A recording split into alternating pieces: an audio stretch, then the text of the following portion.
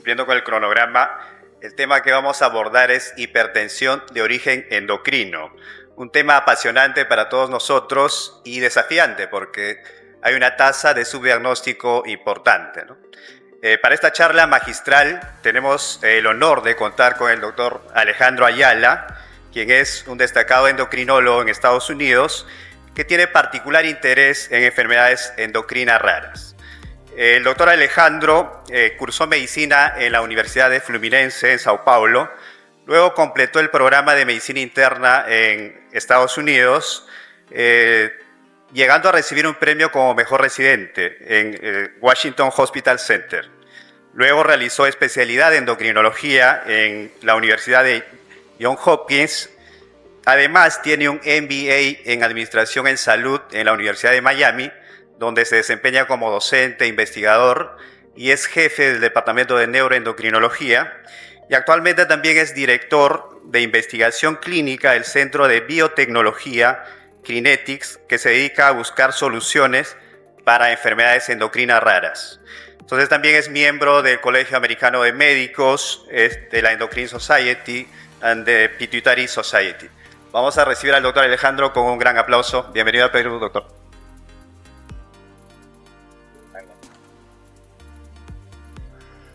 Muy buenas tardes. Muchísimas gracias, doctor. Esto es un orgullo poder estar aquí. Soy muy grato por la invitación al doctor Roca. Muchísimas gracias y al comité ejecutivo. Es un honor poder estar aquí en Lima por primera vez y espero poder compartir con ustedes más tiempo después de la charla para responder alguna pregunta que pueda surgir. En estos próximos minutos me gustaría compartir con ustedes algunos aspectos sobre lo que se refiere a la hipertensión endocrina. El conflicto de interés es que soy empleado y portador de acciones de Crinetics Pharmaceuticals. No voy a hablar de ningún producto en este caso relacionado, pero quiero dejar claro. Y como objetivos de la charla, quiero distinguir la hipertensión arterial esencial de la hipertensión endocrina y al mismo tiempo también describir las características clínicas, el diagnóstico, el tratamiento, el diagnóstico diferencial de la hipertensión endocrina con foco en la enfermedad de Cushing, el hiperaldosteronismo primario y el feocromocitoma. Lastimosamente es un tiempo corto para hablar de otras formas de hipertensión monogénica. Tal vez en el futuro podamos tocar ese tema con el advento de la era genómica. Estamos entendiendo el origen de la hipertensión endocrina y no endocrina, que tiene que ver con la regulación tanto de las glándulas endocrinas como del riñón. Entonces estamos entrando, creo, en una era fascinante. Y al mismo tiempo no voy a tocar otras formas de hipertensión endocrina que están en blanco, porque obviamente no da tiempo. Me voy a enfocar en el hiperaldosteronismo primario, el síndrome de Cushing y el feocromocitoma. Pero como ustedes saben, hay otras formas de hipertensión endocrina, la acromegalia, hay un cuestionamiento si el hiperparatiroidismo causa hipertensión y ciertamente la enfermedad de tiroides, entre otras. Me voy a enfocar bastante en el hiperaldosteronismo primario porque, como mencionó el doctor, parece ser que es subdiagnosticado y hoy en día diría yo que es la causa más común de hipertensión secundaria, más allá de las enfermedades renales. Creo que dividimos con las enfermedades renales ese triste premio, digamos así, por decir. Y también voy a revisar algunos aspectos de las guías de la Sociedad Americana de Endocrinología que salieron recientemente. Son una revisión de guías que salieron ahora para la reunión anual en San Francisco hacia el final, que son, digamos, tienen algunas novedades bastante interesantes. Esto es para recordarles, es un abordaje simplificado de cómo pensar clínicamente cuando sospechamos hipertensión secundaria. Y les quiero dedicarme un poco a mostrarles de qué se trata esto. Si hay un paciente hipertenso que puede o no tener hipocalemia, porque aproximadamente 50% de los pacientes con hiperaldosteronismo primario son eucalémicos, no tienen hipocalemia. Así que la ausencia de la hipocalemia no excluye el diagnóstico, pero ciertamente si hay hipocalemia también uno debe medir la aldosterona y la renina. Como van a ver al final, casi en todo hipertenso tenemos que medirlo de todas maneras, pero vamos a hablar sobre eso después. Pero fíjense que si la aldosterona está elevada y la renina está baja, en ese caso tenemos que sospechar de hiperaldosteronismo primario. Si la aldosterona está elevada, la aldosterona está elevada y la renina está elevada, sospechamos de hiperaldosteronismo secundario, o sea, una reacción del cuerpo a algún evento como por ejemplo la deshidratación, la insuficiencia cardíaca, en fin, en general son bastante fáciles de detectar y la renina no está suprimida. Quería acotar aquí que la enfermedad renovascular es bastante común. Uno piensa en la enfermedad renovascular como una hipertensión de renina alta, pero no siempre. A veces la renina está normal por una compensación del organismo, donde hay una reabsorción de sodio y una expansión volumétrica de tal manera que la renina vuelve a normalizarse. Así que no siempre la hipertensión renovascular tiene renina alta, y también el raro tumor secretor de renina en general, cuando hacen una tomografía o una resonancia de las adrenales, fíjense en la región perihilar, puesto que estos tumores pueden ser pequeños y pueden secretar renina, y la renina en esos casos también es bastante variable, pero casi nunca está suprimida, obviamente está detectable o elevada, pero no necesariamente tiene que estar muy alta. Es raro, pero siempre hay que tener eso en cuenta. Y obviamente en este grupo de la aldosterona elevada y la renina baja tenemos que considerar el hiperaldosteronismo primario, que en la mayoría de los casos se presenta con un adenoma o hiperplasia bilateral. Muy raramente el carcinoma adrenal causando hiperaldosteronismo es muy raro, y muy raramente hay secreción ectópica de aldosterona, que puede ocurrir por remanescentes embrionarios de la glándula suprarrenal que se vuelven adenomatosos. También ocurre en el síndrome de Cushing. Y este grupo aquí, donde la aldosterona está baja y la renina baja, es un grupo de enfermedades raras fascinantes que incluyen las mutaciones de la 11-beta hidroxiesteroide deshidrogenasa, tumores productores de otros mineralocorticoides que no son aldosterona, y también el síndrome de Cushing, que por secreción de cortisol tiene una actividad, digamos, promiscua sobre el receptor de aldosterona, causando hipocalemia e hipertensión. Más raramente el síndrome de Little, y dos formas de hiperplasia adrenal congénita. Uno siempre piensa en hiperplasia adrenal congénita como la 21-hidroxilasa, como hipotensión o insuficiencia adrenal, pero hay dos formas: la deficiencia de 11-beta hidroxilasa y 17-hidroxilasa, que sí se pueden presentar con hipertensión. Son casos más pediátricos, pero el endocrinólogo adulto también tiene que estar consciente. Este es un estudio del 2020 muy interesante y, digamos, sienta un marco para el entendimiento de por qué la Sociedad Americana de Endocrinología y la Europea también están sugiriendo diferentes formas de tamizaje y de rastreo de la hiperaldosteronismo primario. Y les quiero mostrar esto porque es muy interesante. Lo que hicieron fue juntaron casi más de 1000 pacientes e hicieron un test de supresión con administración de tableta de sal oral, ¿verdad?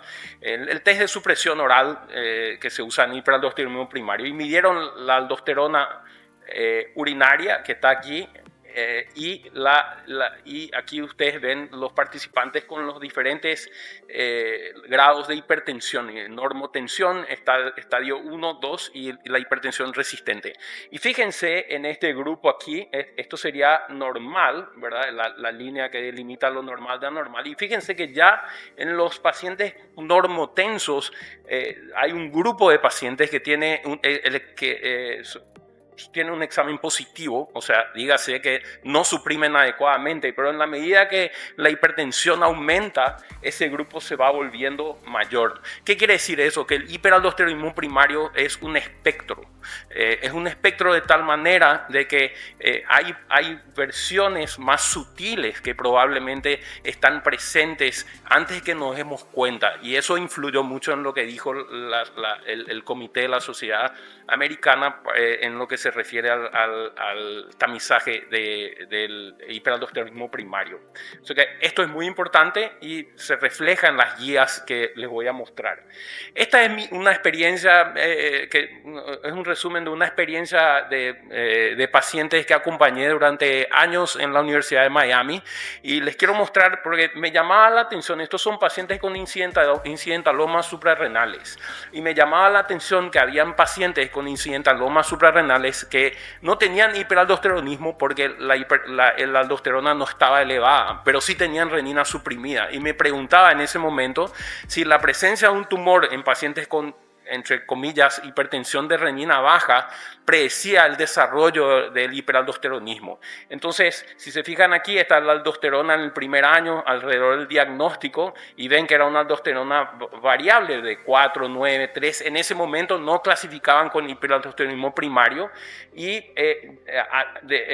avanzando con el tiempo, ustedes ven que estos pacientes calificaban como hiperaldosteronismo primario, siguiéndole. Estos eran pacientes, no era un estudio, es simplemente pacientes de la clínica a quien fui acompañando a lo largo de los años, y todos clasificaron como teniendo hiperaldosteronismo primario. Todos tenían tumores adrenales por definición, porque eran incidentalomas. O sea que cuando ustedes ven un paciente con incidentaloma que tiene renina suprimida, ojo, porque en el futuro puede calificar para hiperaldosteronismo primario. Eso es anecdótico, pero como van a ver, la sociedad, las guías reflejan esto, y de hecho estos números hoy en día, digamos, califican hoy en día con la revisión, califican como pacientes con hiperaldosteronismo primario. Entonces, eso es algo que, sobre lo que me gustaría hacer hincapié. Ustedes saben el cuadro clínico del hiperaldosteronismo primario. Lo que quiero enfatizar aquí es que no lo excluyan porque no ven hipocalemia. La hipocalemia solamente está presente en 50% de los casos. Muy raramente van a ver alcalosis metabólica antes, en los tiempos en los que no teníamos disponible mediciones hormonales.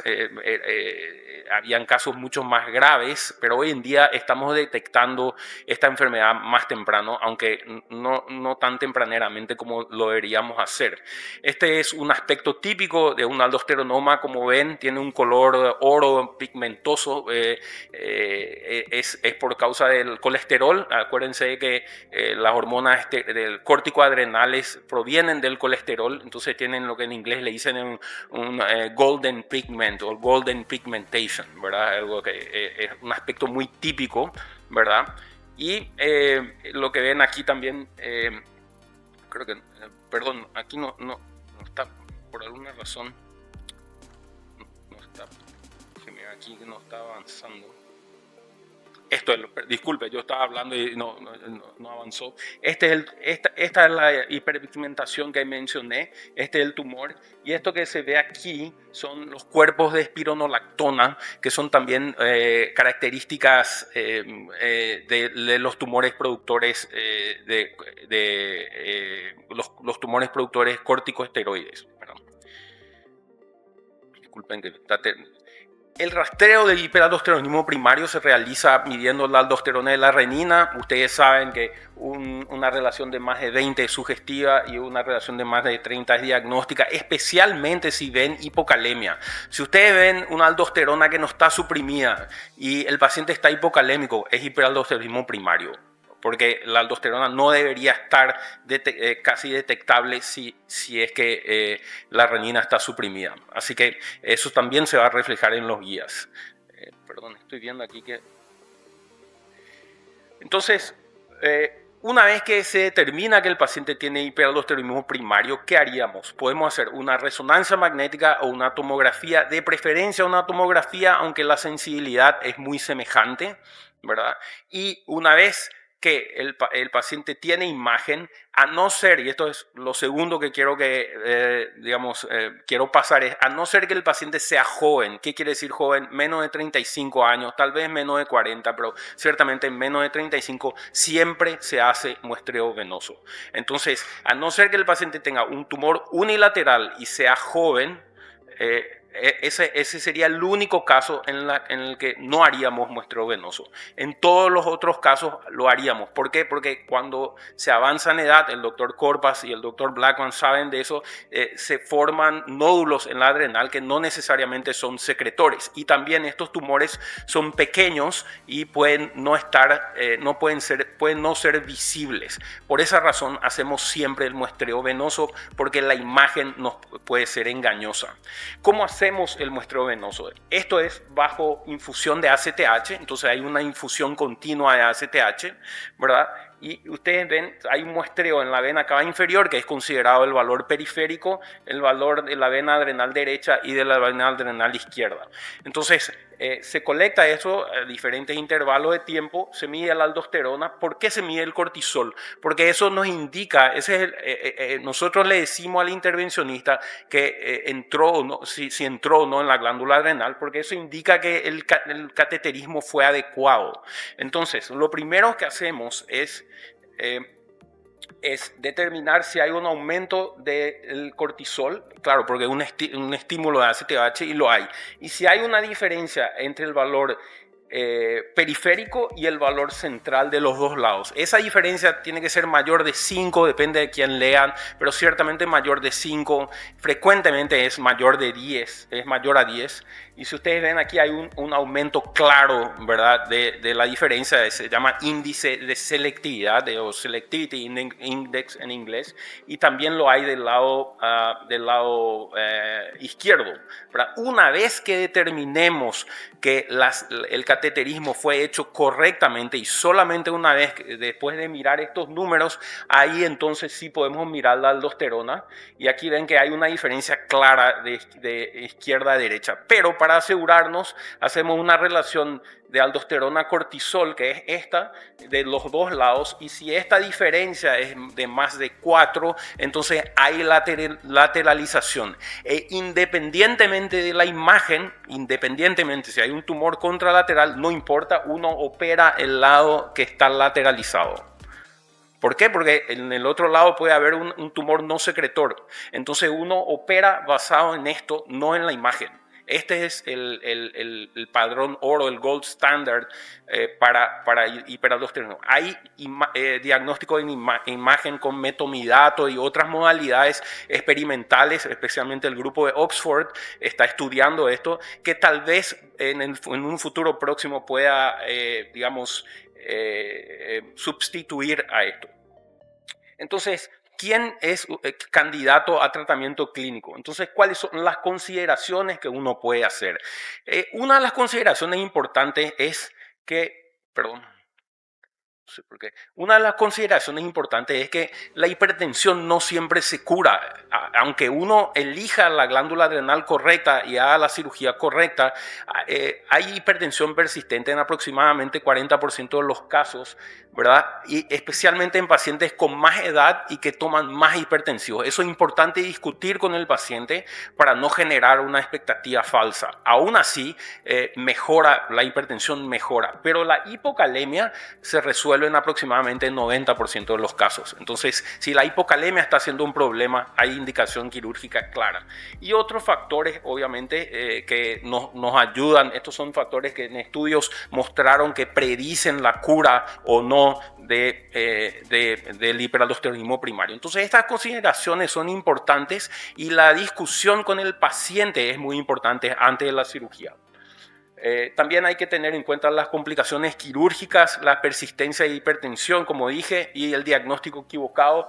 y los efectos colaterales en tratamiento clínico, que sería la otra opción, ¿verdad? La espironolactona puede causar ginecomastia, puede ser intolerable, entonces uno puede, digamos, tratar clínicamente y ver si, especialmente un paciente más complicado con un riesgo quirúrgico alto, sostiene el tratamiento clínico, si se sostiene bajo tratamiento clínico, y optar por no operar, ¿verdad? Pero es importante usar el bloqueador de receptor de mineralocorticoides porque la aldosterona tiene efectos directos sobre el árbol cardiovascular y sobre el miocardio, causando fibrosis en miocardio. Entonces es importante antagonizar el receptor de mineralocorticoides.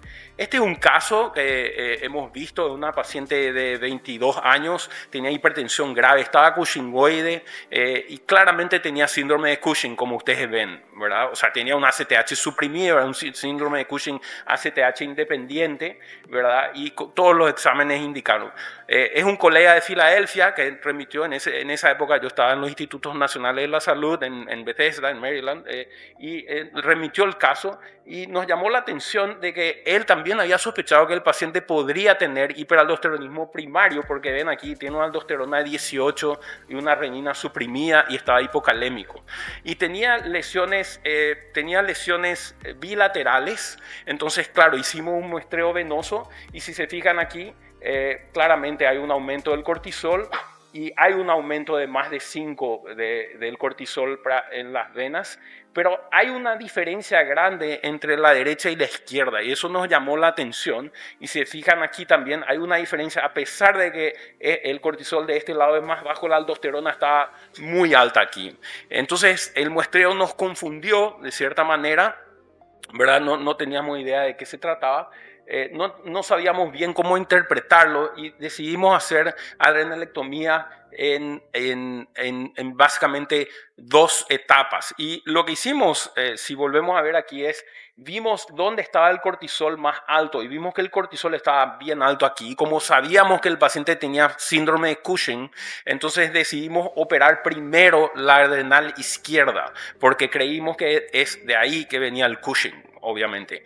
Entonces hicimos eso, una adrenalectomía parcial izquierda y la paciente desarrolló insuficiencia adrenal después del procedimiento, indicando que la otra glándula estaba suprimida, en verdad. Entonces, fue un diagnóstico de síndrome de Cushing ACTH independiente, pero la aldosterona continuaba alta y la renina continuaba baja y hubo un fallo de la prueba de supresión de captopril, que es otra de las formas de confirmar el diagnóstico de hiperaldosteronismo, indicando que la paciente tenía hiperaldosteronismo residual.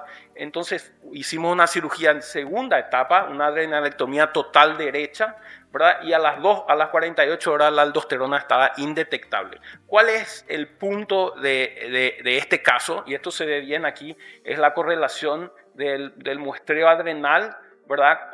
Del tumor derecho, ¿verdad? Con la concentración del tejido. Lo que hicimos fue tomamos el tejido, hicimos un cultivo corto midiendo los niveles de cortisol y aldosterona en el tejido y eso se correlacionó muy bien con el muestreo venoso. Entonces lo que indicaba es que algunos de estos tumores, y hoy en día, esto fue hace 20 años, hoy en día sabemos que estos tumores pueden ser cosecretores. Entonces el punto de este caso es que la cosecreción de cortisol ocurre en aproximadamente 1/3 de los casos y esa es una de las modificaciones que fueron incluidas, acuérdense, este caso tiene 20 años, fueron incluidas hoy en día en las nuevas guías. Ahora, creo que no voy a tener mucho tiempo de mostrarle eso, pero quería mostrarle el diagnóstico diferencial del hiperaldosteronismo primario, y esto se refiere a algo que se llama el hiperaldosteronismo remediable por glucocorticoides. Si ustedes se acuerdan, todos los genes tienen un promotor y una región, que codifica la enzima, en este caso, que es la aldosterona sintetasa, ¿verdad? ¿Qué pasa en esta entidad que se llama hiperaldosteronismo primario remediable por glucocorticoides? Que en la zona glomerulosa de la glándula adrenal es la que expresa aldosterona sintetasa. La aldosterona sintetasa es responsable por el metabolismo del cortisol a la aldosterona. Eso solo ocurre en la zona glomerulosa, ¿verdad? Mientras que en la fasciculata, la 11-beta-hidroxilasa es responsable por el metabolismo de oxicortisol al cortisol.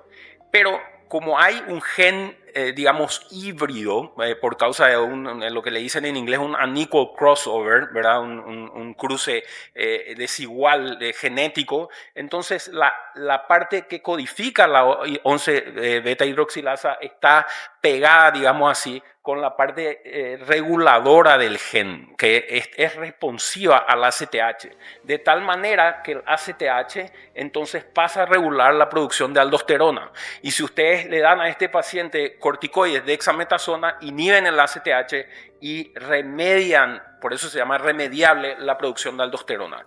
Esto se sospecha en un paciente joven, que generalmente la historia familiar es de accidente vascular hemorrágico, que tiene historia familiar de hipertensión a temprana edad y tiene un fenótipo, se dice, ¿verdad? Un fenótipo de hiperplasia adrenal, no tienen tumores en general. Entonces, siempre que ven hiperaldosteronismo con hiperplasia bilateral en un paciente joven, sospechar de esto. Hoy en día se pueden enviar el Brigham's, el hospital Brigham's en Boston lo hace gratis, pero creo que cada vez está más barato hacer esto, inclusive en nuestros países.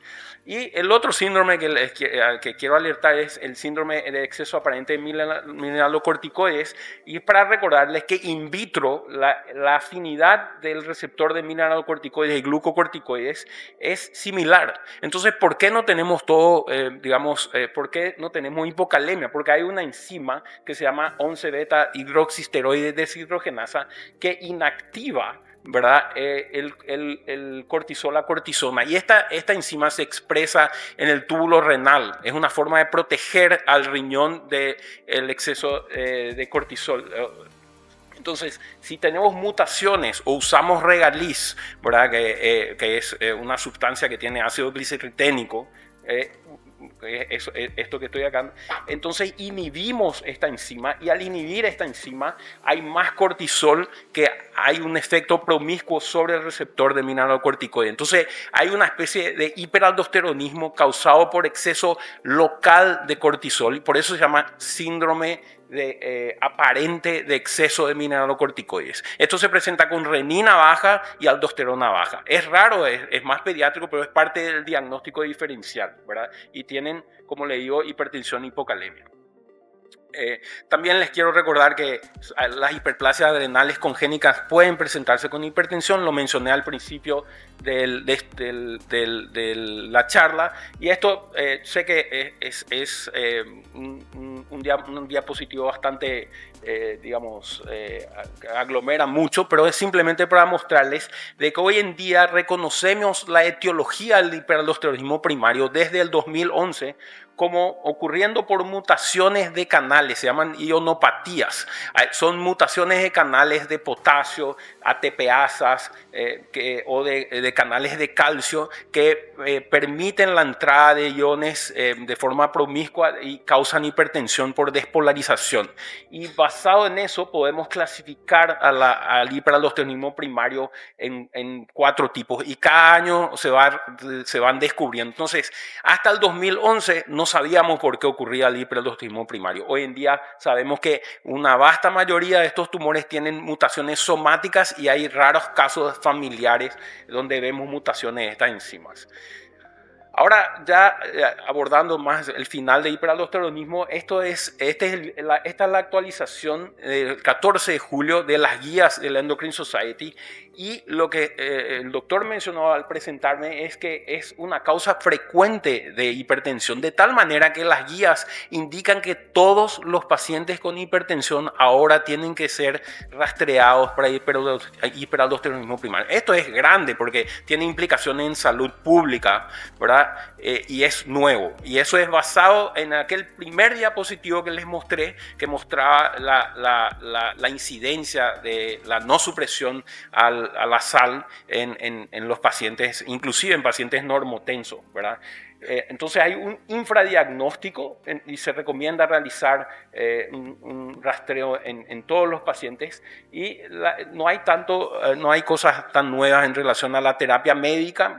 Los pacientes que no son candidatos quirúrgicos tienen que usar espironolactona o semejante y las pruebas confirmatorias de supresión de aldosterona para decidir hiperaldosteronismo. Lo otro que me pareció interesante es que le voy a mostrar esto aquí, que es los pacientes que tienen cribado positivo de hiperaldosteronismo, la renina está suprimida, pero fíjense en los valores de aldosterona que definen hiperaldosteronismo primario. ¿Se acuerdan de mis pacientes que les mostré al comienzo de la charla? Esos pacientes tenían una aldosterona que no era muy alta. Pero si ustedes están midiendo con espectrometría de masa, nada más necesitan que la aldosterona esté en más de 7. Y esos ensayos que yo le había mostrado eran espectrometría de masa. Entonces, hoy en día mis pacientes, casi todos, calificarían como hiperaldosteronismo primario.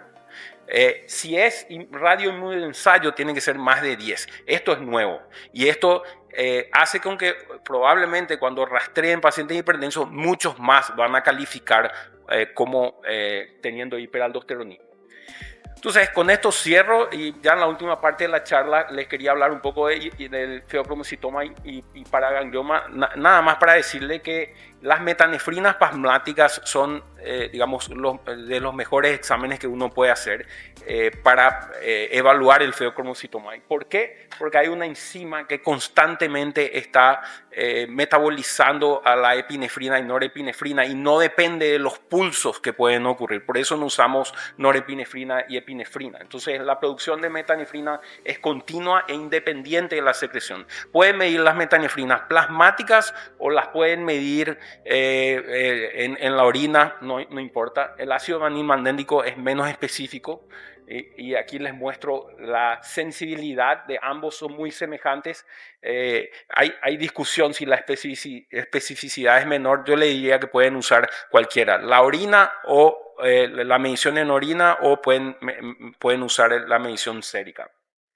Entonces sería más o menos, si las metanefrinas plasmáticas urinarias están normales, está excluido el diagnóstico. Si están claramente elevadas, uno diagnostica, y si está en una zona gris, se puede hacer un test de supresión con clonidina, donde pueden medir tanto las catecolaminas o pueden medir metanefrinas. Como todo en endocrinología, en zona gris estimulamos o inhibimos, en este caso inhibimos, ¿verdad?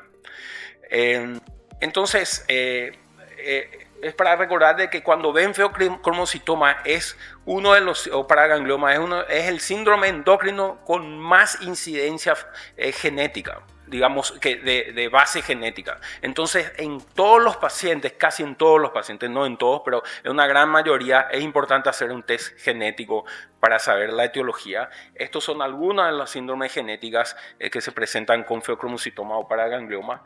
Y en relación al síndrome de Cushing, que les quería recordar, que es mi último tema, ya terminando, que el exceso de cortisol puede causar retención de agua y sodio por el efecto del cortisol en el receptor de mineralocorticoide. Esa es la fisiopatología, y también hay un aumento de la resistencia vascular periférica y un aumento de la sensibilidad a las catecolaminas. Disculpen, aquí está mal escrito eso, pero es la etiología de la hipertensión en el síndrome de Cushing. Y cuando, digamos, ¿cómo sospechamos el síndrome de Cushing? No me voy a dedicar mucho a hablar de eso porque sé que hay otras personas con mucha experiencia aquí, pero digamos, esto es algo que yo siempre recuerdo. Lo primero es preguntarse si el paciente tiene síndrome de Cushing, porque el diagnóstico con el pseudo Cushing, o lo que se llama la secreción no neoplásica de Cushing, es difícil. Eso es lo primero. Lo segundo es si es ACTH dependiente o independiente, y si es ACTH dependiente, si es ectópico o no. Y si es ACTH dependiente, pero la imagen es normal, si existe una posibilidad de que haya enfermedad micronodular de la adrenal. Esto es para mostrarle el valor del cortisol salivar. Si se fijan aquí, Estos son voluntarios saludables, pacientes pseudo-Cushing y Cushing. Este es un estudio ya de hace muchos años en los Institutos Nacionales de la Salud y si ven que el cortisol salivar en el Cushing es el test más sensible y específico. Si tienen disponible, obviamente, utilizarlo. A excepción del Cushing adrenal, que el test de 1 miligramo de dexametasona. Voy a saltar esto, pero es para simplemente hacerle acordar de que ahora hay una entidad que en inglés se llama Mild Autonomous Cortisol Secretion, o secreción mínima autónoma de cortisol. Se cree que los tumores adrenales pueden tener un grado de secreción mínima y es controverso qué hacer al respecto. Se califica por una falla de supresión de 1 miligramo de dexametasona. Y esto muestra un estudio que muestra que tal vez estos pacientes tengan una mortalidad mayor, aunque es controverso. En relación, ya terminando, a la hipertensión del síndrome de Cushing, hay una evolución gradual de los signos, ¿verdad? Hay complicaciones en relación a la presión arterial alta que incluyen el aumento del riesgo cardiovascular. Y obviamente el tratamiento puede ser con el manejo, el tratamiento del hipercortisolismo en sí, con fármacos y con antihipertensivos. Y el pronóstico es importante decir que la mayoría mejora, pero como en el hiperaldosteronismo primario, la hipertensión puede persistir. Entonces, ya concluyendo, creo que pudimos ver cómo distinguimos, cómo hacemos la evaluación, el rastreo de las causas de hipertensión secundaria con énfasis en Cushing, hiperaldosteronismo y en relación al feocromocitoma. Y creo que hemos también tenido oportunidad muy brevemente de describir las características clínicas. Muchísimas gracias. Sé que estamos apremiados en tiempo, así que estoy abierto a cualquier pregunta. Gracias.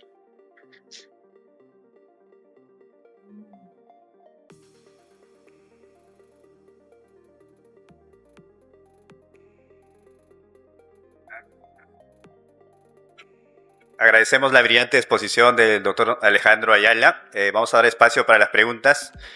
Van a activar, me parece, el QR para que hagan las preguntas escritas o también pueden solicitar el micro para hacerlo de forma directa. Doctor Roca, adelante, por favor. Sí. Muchas gracias, Alejandro, por venir a nuestro país. Te felicito por tu conferencia. 2 preguntas cortitas. ¿Algún cuadro, diferencia clínica entre un feocromocitoma clásico por un tumor adrenal versus un paraganglioma? O sea, algo nos puede decir. Por ahí leí una vez, me acuerdo hace años, que los paragangliomas a veces liberan no tantas catecolaminas, sino los precursores, dopamina, etcétera, y por lo tanto podrían dar excursiones de la presión. Eso es uno. Y la segunda, hablaste de una de las hiperplasias supernales congénitas pueden asociarse a hipertensión.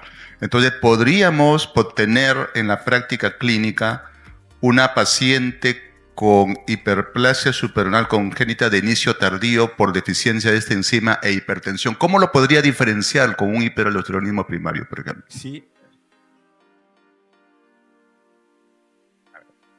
Hola. Sí, se escucha. Está bien. Gracias, doctor, por la pregunta. En relación a feocromocitoma con paraganglioma. Sí, en relación al feocromocitoma del paraganglioma hay varias diferencias. El paraganglioma tiende a secretar más norepinefrina anatómicamente, porque es extraadrenal. Hay ciertos feocromocitomas que por definición el feocromocitoma es intraadrenal, que pueden secretar más norepinefrina. Por ejemplo, el von Hippel-Lindau tienen deficiencia de una enzima que se llama PNMT, ¿verdad? Que transforma la norepinefrina en epinefrina.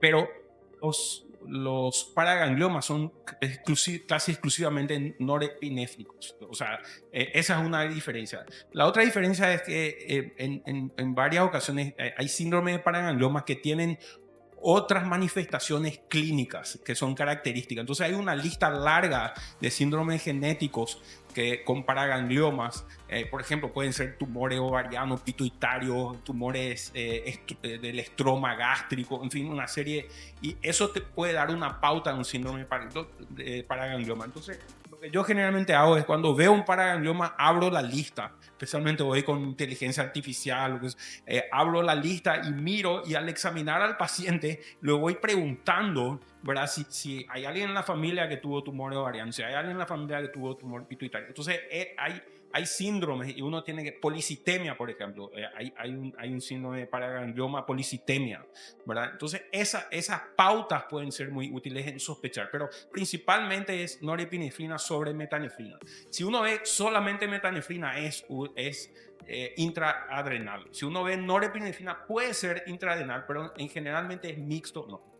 Y en relación a su segunda pregunta, la deficiencia de 17 hidroxilasa y 11 beta hidroxilasa son las que pueden presentarse. La 17 hidroxilasa es muy rara y generalmente es una presentación pediátrica, ambas, ¿verdad?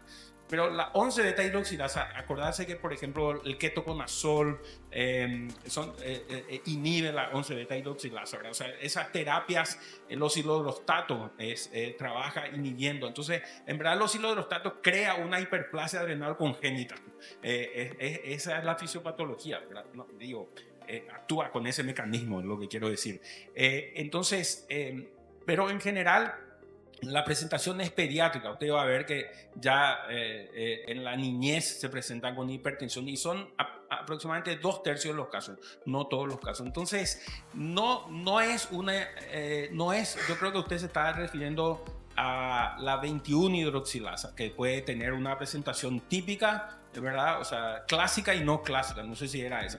Pero esa es otra enzima y esa entidad, que es la forma más común de hiperplasia adrenal congénita, no se presenta con hipertensión. La segunda más común es la deficiencia de 11 beta hidroxilasa y esa sí se presenta con hipertensión, pero apenas 10% de los casos. Alejandro, el 70%, corrígeme si me equivoco, a lo mejor no estoy actualizado, 70% de los hiperaldosteronismos son hiperplasias. Aproximadamente. Sí. Aproximadamente. Sí. Uno de los problemas que tenemos en general es que no tenemos buenos radiólogos intervencionistas que nos hagan un buen muestreo de venas suprarrenales. Pero no solamente eso, es que la prueba, ¿tú crees que está suficientemente realizada? Sí, por si no escucharon la pregunta del doctor, es básicamente el valor de la prueba del muestreo venoso y también la prevalencia de la hiperplasia. Quiero aclarar una cosa, doctor. No solamente por la hiperplasia uno tiene que hacer muestreo venoso, sino que en todos los pacientes, excepto el paciente joven que tiene un tumor unilateral, porque usted puede ver un tumor, como usted bien sabe, como experto en endocrinología del envejecimiento, ese tumor puede no ser secretor. Sí. Entonces, no es solamente cuando uno no ve nada en la renal, cuando uno ve un tumor, lo mismo tiene que hacer el muestreo, a excepción del paciente joven con tumor unilateral. Eso es algo que quiero dejar bien claro. Por eso, entonces, la prueba está bastante estandarizada. Hay ciertas polémicas, por ejemplo, ¿cuál es la relación de lateralización? Algunos, ¿verdad? Uno dice 4-1, otros dicen 3-1, hay gente que dice 2-1, ¿verdad? Pero hay criterios bastante claros que yo creo que ameritan que se haga la prueba, porque especialmente en pacientes más jóvenes usted puede estar ayudando a evitar el peso de una vida con hipertensión muy temprano. Entonces le diría que sí, y el problema de la técnica es un problema enorme, grande, de la técnica para el procedimiento. Ciertamente, si no hay experiencia en el centro donde ustedes están, no vale la pena hacer. Es algo como cualquier otro procedimiento, donde un cateterismo donde tiene que haber un volumen alto, porque si no, no vale la pena someterle al paciente. Porque no es, yo cuando estaba en el NIH, en los Institutos Nacionales de la Salud, me encargaba de llevar las muestras, porque no es solamente hacer la muestra, sino de hacer... asegurarse de que estén bien marcadas del tiempo, lo que le dicen en inglés el labeling de las muestras, de que al entrar en la computadora estén bien identificadas. Entonces hay muchos procesos. De hecho tuvimos un póster en la Sociedad de Endocrinología sobre mejora de calidad del muestreo, porque el proceso no es solamente el muestreo en sí, sino la interpretación y todo. Pero le diría que sí, yo creo que está bastante estandarizada y deberíamos hacerla. Ahora, es probable que en un futuro no muy lejano la imagen con ciertos radioisótopos pueda sustituir eso. De hecho, el estudio que creo que fue en Nature Medicine, no sé si fue en Nature, en uno de las revistas en Nature que el grupo de Oxford publicó con metomidato, creo que fue, mostró era un PET con metomidato, y lo que hicieron fue hicieron muestreo adrenal en todos y la imagen, y fue igual o superior al muestreo adrenal. Tú que has revisado el tema, existen estudios comparativos entre tratamiento con bloqueador del receptor del mineralocorticoide y cirugía a largo plazo. Sí. Sí. Existen sí existen. Estoy un poco en duda en cómo responder eso, porque me parece que las poblaciones no son iguales en algunos de los estudios. Pero lo que el doctor me está preguntando es si hay estudios que comparan directamente la cirugía contra el tratamiento clínico.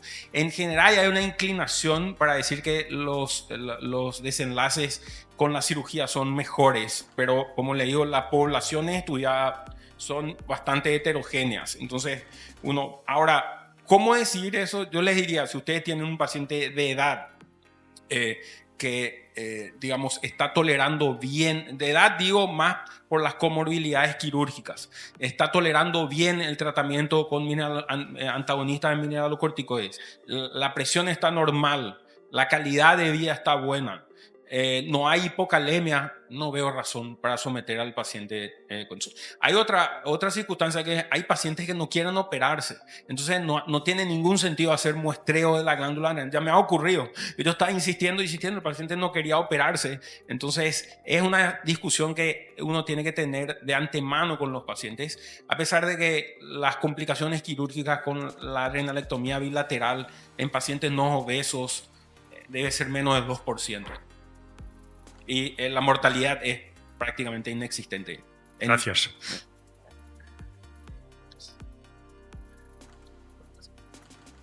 Tenemos espacio para una o dos preguntas más, por favor.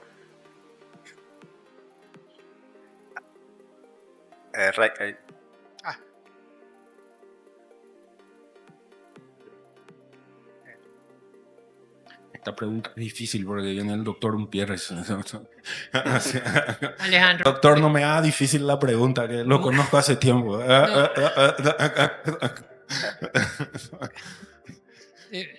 Estoy seguro que muchos de nosotros han asistido a estas conferencias acerca de cortisol elevado y diabetes. Y ahora hay una compañía que trata de vender medicamentos para bajar el cortisol en las personas con diabetes, y ahora están todos tratando de hipertensión, diabetes, aumento de cortisol. ¿Qué opinas de esto? Porque yo estoy seguro que tarde o temprano todos van a oír acerca del esfuerzo farmacológico o farmacéutico de bajar el cortisol, de alterar la acción de cortisol en los pacientes con diabetes e hipertensión. Sí, gracias, doctor. Creo que se está refiriendo a lo que no sé si creo que es el study, son estudios, uno en particular, que sugieren que la incidencia del hipercortisolismo en pacientes con diabetes descontrolado es, no recuerdo si es 40%, algo así, que es un número increíble, y están sugiriendo que básicamente se trate eso como Cushing. Tienen un poco de duda de llamarle Cushing, pero en verdad lo que sugieren de forma terapéutica es tratarlo como Cushing. Yo creo, doctor, que no hay nada nuevo ahí. No soy de los que están a favor de hacer eso en este momento, ciertamente no. Creo que como investigación es interesante, pero está bien descrito de que hay situaciones que se llaman hipercortisolismo no neoplásico, que antes se llamaba de pseudo-Cushing, ¿verdad? Eso no quiere decir... no amerita de que uno tenga que tratar eso, ¿verdad? Ocurre en la insuficiencia renal terminal, por ejemplo. Es bien sabido que ocurre. Entonces, ¿por qué no tratamos eso en los pacientes que tienen insuficiencia renal terminal?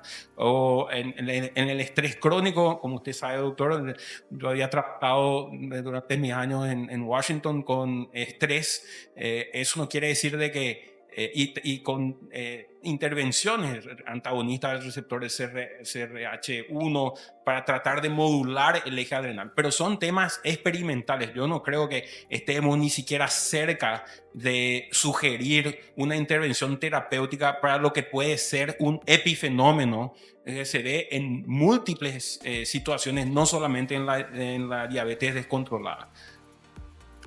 Y también creo que hay el riesgo del propio medicamento, sea cual fuere, ¿verdad? En este caso creo que usted se está refiriendo a un bloqueador del receptor de glucocorticoide. Ni siquiera tenemos cómo medir el cortisol, ¿verdad? Porque uno no puede medir el cortisol cuando se usa. Y una pregunta cortita, sí. Doctor. Los incidentalomas adrenales cada vez son más frecuentes, Sí. porque están haciendo ecografía con cierta frecuencia por el hígado graso y sale un incidentaloma. Pero se me ocurre la situación, un incidentaloma suprarrenal tamaño mediano, 3 centímetros, 2.5, pero normotenso, con normocalemia, pero que tiene aldosterona un poquito alto. Y clínicamente está bien el paciente y tiene edad mediana, no tiene comorbilidades. Lo observamos, se le opera o se le da un antagonista de aldosterona. Sí, buena pregunta, doctor. Acuérdense, hay que recordar que cuando vemos una incidentaloma adrenal hay una evaluación. Esa evaluación incluye aldosterona, renina, un test de 1 miligramo de dexametasona. Dependiendo de las características, si no es de baja atenuación, ¿verdad? Si la cuenta de Hounsfield es más de 10, ¿verdad? Entonces también se hace metanefrina, que es la atenuación indeterminada, ¿verdad? En mi caso, yo siempre pido la ACTH también, ¿verdad? Porque si está suprimido, ¿verdad? Pero principalmente esas tres cosas y frecuentemente un DHAS también es útil, ¿verdad? Dependiendo. Pero ciertamente aldosterona, renina, metanefrina, ¿verdad? Ciertamente hay que pedir. Entonces, digamos, ahí lo importante, si usted se acuerda de mi diagrama, es la renina. Porque si la renina no está suprimida, el paciente no tiene nada. O sea, no tiene. Pero si la renina está suprimida, como los 6 pacientes que yo mostré, ahí hay que mirar la aldosterona. Y hoy en día, si usted usó espectrometría de masa, si la aldosterona está en más de 7, por definición, por lo que vimos en julio en las nuevas guías, ese paciente tiene hiperaldosteronismo. Si usó un ensayo, más de 10. Entonces, lo primero es aldosterona, renina. Mirar la renina, ¿cómo está la renina? La renina está 5. Ese incidentaloma no está causando hiperaldosteronismo. Ahora, lo que ocurre es que esa terminología de MAX en inglés, que es Mild Autonomous Cortisol Secretion, es clasificada solamente basada en un test anormal de 1 miligramo de dexametasona. Yo creo que ahí es donde está más el problema, porque si el test de 1 miligramo está anormal, usted ya clasifica a ese paciente hoy en día, es polémico, pero clasifica como secretor de cortisol mínimo, ¿verdad? Pero el test de 1 miligramo de dexametasona tiene un falso positivo de más o menos, no sé, depende a quién leas, puede ser 3%, 4%, ¿verdad? Y hay una serie de factores que inciden. Hay que medir el nivel de dexametasona, porque si el nivel sérico de dexametasona no es más de, creo que era 200 y algo, ¿verdad? Entonces el test no sirve. Entonces, si usted hace un test de 1 miligramo de dexametasona, es anormal. El paciente, en vez de suprimir a 1.8, suprime a 2.5, pero no tiene la dexametasona, usted no puede concluir que es max, ¿verdad? Y también el otro problema con max hoy en día es que uno no sabe qué hacer. Observa, opera. Ahora, ciertamente por lo que mostré aquí, no tuve tiempo de mostrar porque tenía más diapositivas de max, pero ciertamente es uno de los temas polémicos, ¿verdad?